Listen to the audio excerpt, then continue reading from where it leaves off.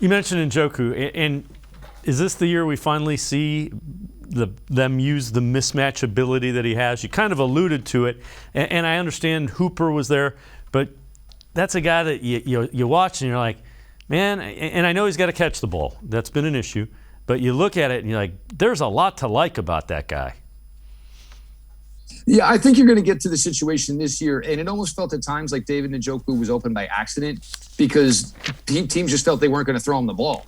Then you get to that Charger game last year, and the Chargers basically did that. Look, we're going to cover everybody else. And he absolutely scorched them for like 7 and 140. He literally, I mean, he's built like a Greek god. He's got every athletic trait you could possibly want in the guy. Obviously, the Browns went into this committing to something essentially that they've never seen. They went in and paid David Njoku like he is a top 5 tight end in the NFL. They have never seen that type of production. I'm sure part of it was because they really like where he's gone with his blocking ability, but you're not going to pay tight ends north of $10 million for blocking ability. It's just not the way it works. You expect David Njoku is going to give you a return of 60 receptions, probably 750, 800 yards, 8 touchdowns. That's the monetary amount they slapped on David Njoku when they agreed to this contract extension. I certainly think he's capable of it. We'll see if Jacoby Brissett can help him get that, get there with it. I also think there's something interesting the Browns can do with their tight ends. Look, Harrison Bryant's got wide receiver experience. So kind of does David Njoku.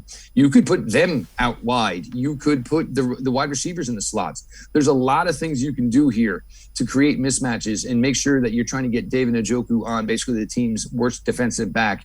And I'm really looking forward for the Browns to get to that this year with David.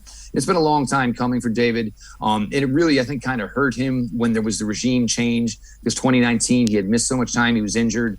And, when the new regime kind of came in, they're like, look, we don't know much about you. You're this young kid. You're a great athlete. We don't even know if you can block. So basically he had to go in and basically reprove himself to the new organization. It certainly worked out for everybody involved. David became a more dedicated player, a more dedicated blocker. The receiving aspect of those opportunities picked up for him.